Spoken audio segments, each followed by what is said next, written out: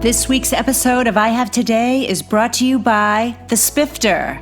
The Spifter is a fun sifting spoon that makes cooking, baking, and decorating with sugars and spices so much fun. No more mess or wasting your spices. It's fast, clean, and easy. Everything looks and tastes delicious. It's also great for straining loose tea, getting pesky broken cork out of your wine glass, and draining liquid off food like olives and capers. Whether you're a novice cook or a gourmet chef, you'll love the results. The Spifter, the kitchen gadget that no kitchen should be without. Hey there, it's Diane Forster, and welcome to I Have Today, the show that inspires, educates, and empowers you through life's transitions. And each week on this show, I bring on the coolest, most amazing, awesome experts, CEOs, entrepreneurs, professionals, and truly life changers who have gone through their own reinventions in life and come out on the other side successful. And they come on this show to share their stories with us.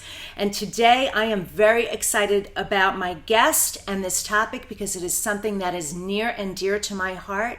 And we're going to be talking about mental illness. My guest today is Miss Margena Carter, who comes to us from her practice in Manhattan Beach, and she is an entertainment psychotherapist and mental health expert. I'm going to get into her bio in a minute, and what we're going to do is we are going to talk about lifting off the veil of shame when it comes to asking for help if you are suffering from any one of the variety of mental illnesses out there and traumas. And Margena is an expert in several areas. So we'll get to that in a minute. What I first want to do is share with you our theme for the show this week, which is there's no shame in reaching out for help. You know, my own journey and story, if you don't know who I am, please go to my website at dianeforster.com and read my story of my own breaking moment and my own suicide attempt that was invisible to the outside world. No one knew what was going on with me. And thank God I had the experience that I had in the bathroom that day, and I reached out for help and I turned my life around. So if I could do it, anybody could do it. You could do it too. But the key was reaching out for help the very next day that it happened. And I reached out and very openly said, I need help. I'm changing my life. And so that set me down that journey. So if you're interested in reading my story, it's in my book, I Have Today, Find Your Passion, Purpose, and Smile Finally, or you can read the whole thing on my website. But we're going to talk a lot about that. And so it's really, really important that you understand, you or anyone you know who you think might be needing help, speak up. That is just the number one thing that you need to do. Do not suffer in silence. So that's our theme. And our intention statement this week is, I have today to speak up when I need help and support. Write that down, let it anchor in, let that be your mantra for the week. You should reach out for help if and when you need support. And we all need support at various times in our lives. So it's so important. So Margena, welcome to the show. I'm so excited to have you here. Yeah, I'm so excited to be here with you today. Yeah. Well, I love having you in the studio, and we are going to have a great conversation, and you're going to answer a lot of really important questions that I know people out there are seeking the answers to. So first, let me read a little bit about her bio. So, as I mentioned, entertainment psychotherapist and mental health expert Margena Carter has a decade of experience as a psychotherapist with solid experience as a mental clinician specializing in couples therapy, infidelity, divorce, trauma, severe mental illness, anxiety, depression, LGBTQ, addictions, self-harm, bipolar disorder, personality disorders, self-mutilation, self-harm, and much, much more. She has a specialty in mental health and is a trauma specialist. That is your area of expertise. Yes. Margena is the founder and CEO of Carter Care Therapeutic Services, which is a private practice in Manhattan Beach, California. Her mission is to break down mental health stigma and help others to find healthy ways of coping with life stressors and taking care of their mental health. Margena's mission is to break down mental health stigma and help others to find healthy ways of coping with life stressors and taking care of their mental health. Spreading the word of mental health illnesses, awareness, and emotional stability with the world is her mission and purpose in life. So again, welcome to the show. Yes. So happy to have you here. All right, Margena, everybody's got a story. So how did you get into this field of work? What was it for you that attracted you to it?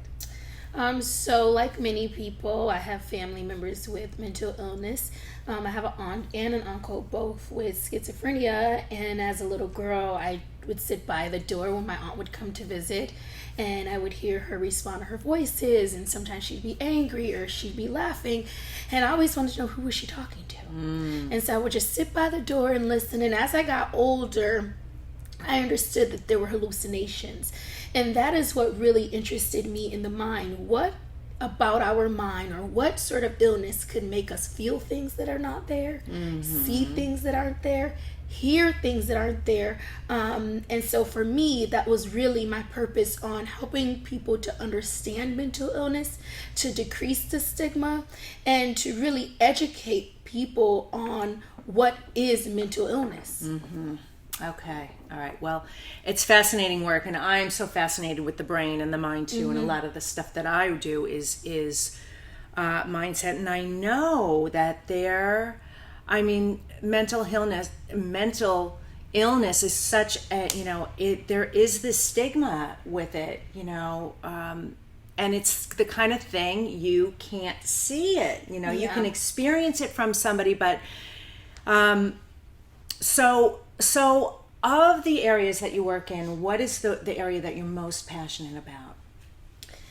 The work that you're doing? Yeah, so it really is removing stigma. That is the part that's most passionate, because I feel that if we can remove stigma, then we can save lives. If we could have people reach out for help, I think there will be a lot less mass suicides, mass shootings. Just the other day, the shooting in Texas, and I think that if we could reach out for help, or if there was that ideal that it's okay. A lot of times when there's the shootings and these crimes and people committing suicide, there was always a family member said that we knew that something was going on. Yes. And we tried to reach out, or we didn't know what to do, but because of stigma and because of all the stuff that goes on with police, people are like, don't call the police. Right? And so when you can remove stigma and help people to understand that it's okay, that by calling the police, you're not hurting this person, you're actually helping this person save their life, and potentially save others. And so for me, that is really throughout all the work that I do. The number one is to save lives and decrease mental health stigma, and really to help families to understand that it is okay to get help. It's okay to reach out to a loved one who is going through something, and that doesn't mean that you're overstepping boundaries. Right. Okay. Okay, so getting into this, what has been the biggest challenge for you in this, This is difficult work that you do, Yeah. I think the number one challenge for me was understanding that I can't help everybody. As therapists and as just providers or people in this work, you want to feel like you can help everyone. Right. And for me, it was understanding that no matter what the individual is going through, they have to want the help. Yes. They have to want to get better. And so for me, it was really just understanding that even if I know that they need help, they themselves have to want to seek it. Yes. And if they don't, then my work is for nothing. Right. And so for me, the number one challenge was being able to step outside of myself and say, I can't work harder than the person who needs the help. Yes. Very well said. Yeah.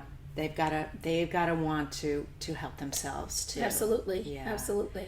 Yeah. So entertainment psychotherapist. Let's talk a little bit about that. Tell the audience what you do in the entertainment industry, what you've done and what you're doing. Yeah. So for me, So far I've done crime shows. Well, I've done some talk shows and I've done news. Really my focus is severe mental illness and when it comes to families. So whether it's helping blended families, bringing families together, helping families to deal with addictions, helping families to understand that it's okay to heal from trauma. Quite a bit of the work that I've done recently has been with the true crime shows, psychoanalyzing the mind of the murderer and of the victim, and really going through the crime itself play by play, helping the audience to understand the crime from a psychological standpoint. Okay. So, all right, let's talk a little bit about that. So, where do you think the area or areas of this, what's the root cause of it? I mean, you don't have a crystal ball, but you have experience, and experience tells you. But what do you think it is that creates these mental illnesses? Yeah. Well, when it comes to forensics, so forensic psychology is the area of crime and murder. It really depends on, what that comes from. A lot of times it may fuel from, I think a lot of it fuels from pain. So A, you've had trauma in your past.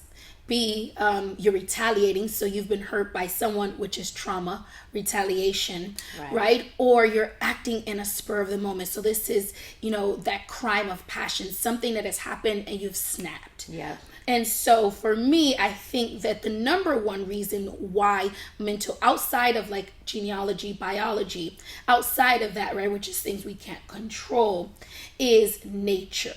So, and nurture, right? So this is like our environment. If we had traumas as a child, were we bullied? There had to be something that happened that changes our makeup to make us commit crimes or even to develop a mental illness. I would say, and people may laugh at this, that a healthy person could murder. Oh, for sure. Yeah, I think so. Yes. Right, there had to be something that happened that switched that. When you find like serial killers or people who have, they get passion and derive from that. That also comes from a personality disorder. Oftentimes, antisocial personality disorder, but it was developed from a illness and a separation from childhood. So a lot of the mental illnesses stem from childhood. Something in our past has caused us to change and shift and look at the world in a different way. And unfortunately, when those traumas happen, they really shape your development. Yes. And from that, it can develop into a mental illness. I agree with everything that you're saying, I do a lot of work in NLP and other studies, and 85% of our negative emotions, limiting beliefs are anchored in by the time we're 8 years old. In those imprint years, and that trauma, I think we're told no by the 7,000 times by the time we're that age. Yeah. Does get trapped, and then we don't have a conscious memory of it. It's in the subconscious, it's there. And I agree, and I think when you let it go and you let it go and you let it go, it builds up and it gets, things get triggered. We get like you said, even a healthy person or a normal person, for lack of a better word, can commit murder. Can do that because there's so much back there in the subconscious mind that could trigger it. Yeah. That I think is one of the things that we work so hard on, is pulling up things from the unconscious. This is something that also is really good with repressed memory, like hypnotherapy can work really well with bringing up repressed memories. But that is one thing that is so difficult for people when they don't remember their traumas and they're moving this forward and they cannot understand why they struggle with self-love, why they are seeking self-medicating and seeking substances to make themselves feel good or to numb the pain. And it's difficult when you don't remember your past, because again, a lot of the traumas happen when you're younger, and again, it happens at that age because you're unable to protect yourself. Right. And so when it happens at that age, you're young, and so you're just developing your memories, and you're just developing your stance in the world. And a lot of times that kind of stuff is forgot, or it's put in the background because you really need to survive, right? In order to survive as a child, if I'm living through all of these hurt and pains every day, and living with that memory, it makes it hard to move on in life. So by repressing it is a defense mechanism. Yes. And it's really a coping mechanism so that people can move on with their life. But again, they move on in an unhealthy fashion, because they have all of that memory in their body that's unhealthy, that hasn't been dealt with. Right. It's literally living inside the body, the memory, the energy of it. And yeah, it's toxic. It's very, very toxic. Yes. And things get triggered. And okay, so if someone is watching out there or listening to this on the podcast, if it's themselves or someone they know, a friend or a loved one, are there any signs, behavioral signs, that you would say it's time to reach out for help, get an assessment? What are they? Yes, so I would say there's some top signs. First, we're going to go with eating, right? So your appetite. Has your appetite changed? Are you now overeating and you're somewhat of a healthy eater, right? Are you under-eating? Looking at the changes in your biological functioning is the telltale sign that there is something wrong. Change in sex drive. If you're someone who has a normal, healthy appetite and then all of a sudden you're withdrawn, right? Or you notice your partner says, hey, recently I've noticed you've been a little bit timid towards sex, right? What is that saying about us? It's our mind trying to communicate that there's something wrong. Oversleeping. Right? So hypersomnia, insomnia. Is it that I'm struggling with going to sleep? Am I sleeping for extended periods of time? Struggling with getting out of the bed, right? Not wanting to open the blinds, wanting to stay in that darkness. And that's indicative of what's going on in our mind. Is there struggle with getting to bed? I'm up for hours at a time, or I have intermittent wake-ups and unable to go back to sleep, or not getting a solid rest, right? Change in our mood. All of a sudden, I'm irritable. I'm snapping at people. There are things that are coming up. I'm having difficulty with frustration tolerance. These are signs that there's something wrong, right? Avoidance. You're avoiding topics. You're avoiding work. You're calling out, and people don't know why. Why am I calling out? There is a reason why all of a sudden you don't want to go to work. You're isolating. You're ignoring the phone calls. You're ignoring the text messages. It's something that's wrong. And unfortunately, when our mind is sick, right, we call it a mind with a cold, it can't communicate, hey, there's something wrong. Right? So it tells our body signs here and there, so that at some point we can listen. And then lastly, when you don't listen to all those signs, what happens is then you start getting pain. So you'll get a pain in the knee. It'll start manifesting it'll start physical ailments. And symptoms. Physical symptoms. We call it somatic. You'll get chest pain. And what happens is your mind will say, okay, you're not going to listen to the difficulty sleeping, the irritability. We're just going to give you severe chest pains, make you feel like you're having a heart attack. You'll go to the ER and they'll say, there's nothing wrong. That's anxiety. You need to go see a therapist. Yes. And so it's important for people out there to understand that if you're not listening to your body, then it will literally attack itself, and you'll end up going to the hospital in some way, but then your doctor will reroute you right back to a therapist. Yes. And I love that, the way you said it. I also believe it's also, what's going on universally, spirit, like the gods, the whispers, they get louder until finally they're screaming and they're knocking you down until they put you in a place where the beautiful thing about it is you end up where you're supposed to be going anyway, but you gotta speak up. How much better would it be if you addressed it early on, like as soon as the symptoms started happening, go, something's not right. This just doesn't feel right. So thank you. That was a great list of warning signs and red flags that you've got to be paying attention to. So, okay, so I'm going to ask you a question I ask all my guests, which is, how do you live the I Have Today way, which is intentionally in the present moment each and every day? For me, number one is like accepting my flaws. I just have to accept that there are some things about me that are not perfect, right? I accept my flaws and I'm okay with the negative parts of myself.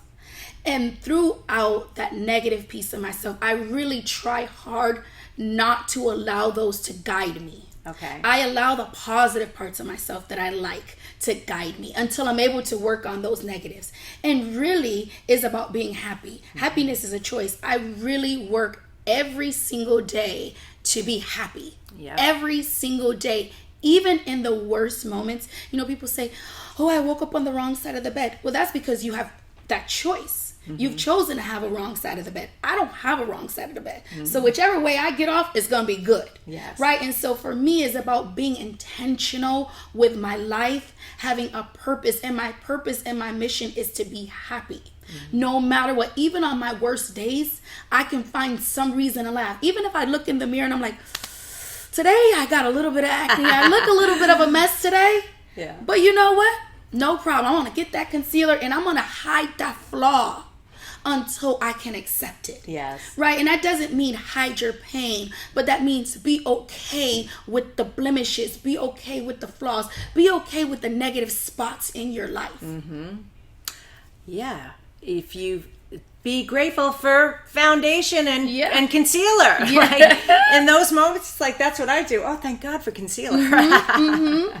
Absolutely. Yeah. Oh, I love that. Right. Well, you touched on so many things that I believe in, and in general, we as a company, an organization believe in, that happiness is a choice, and it is a decision that you get to make every single moment of the day. It's not that you're going to feel happy all day, every day, but you can choose to find happy moments in your life every single day. Absolutely. Absolutely. Yeah. Okay. Well, is there, well, stick around because I want to hear one more piece of advice, how people can find out more information for you or maybe see some of your shows. And then I have a special, amazing thing related to happiness at the end. So stick around. So what is one piece of advice you would give anyone out there who's listening or watching? Yeah, you know, I don't know where I found this, but I found this kind of mantra very early on in my career, and I've been holding on to it, that pain is inevitable, but suffering is a choice. Pain is inevitable, but suffering is a choice. I think we're going to have a graphic made of that quote. That's really good. Yes. That's true. Yeah. We you know, no matter what, we can't dodge pain, but we can choose how we live in it. We can choose how we live in our pain, and if we choose to merit in our pain, then it's our choice to suffer. Yes. I agree. And there's always hope, right? Yeah, absolutely. Hope is the choice too. Yeah. There's always an opportunity for hope. And you just have to be able to pull from the universe. Yeah. Pull from the universe. Find your higher power. Pass these things off to something above you or within you when you have difficulty dealing with it. But understanding that with hope, with love, with family, with friends, that everything in your life can be okay even in your darkest moments. Yeah. Beautifully said, because it you know what, you're not alone. Whatever you're feeling, somebody else has felt that before. Absolutely. Or is feeling it too. Absolutely. So just knowing I'm not alone is really important too, because people feel so isolated. Yeah, they really do. Yeah, absolutely. Well, I know this is so important. You know, this is a lot of the work that we do, and the I Have Today Foundation is all about creating awareness of self-love and self-worth, and to help prevent depression and suicide. Yes, because it's epidemic, and yeah, it is. It is. The numbers just keep going up and up and up. They're up 30% suicide since 2000, and they're up 50% for women, which is crazy. So how can people find out more about you or follow you and and see what you're up to. So they can be inspired by you. Yeah. So people can go to my website. I have 2 websites. They can go to cartercaretherapy.com. That is a website for my group practice. And then they can go to margenacarter.com. That is a website for entertainment. If folks, Google is our friendly friend. You can Google many of the articles that I've written. You can listen to a lot of the podcasts and radio shows that I've been on.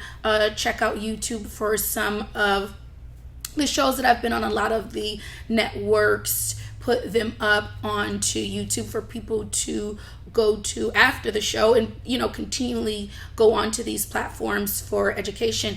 And so for those out there who are looking for support, you can check out either website and reach out, because I'm here for you.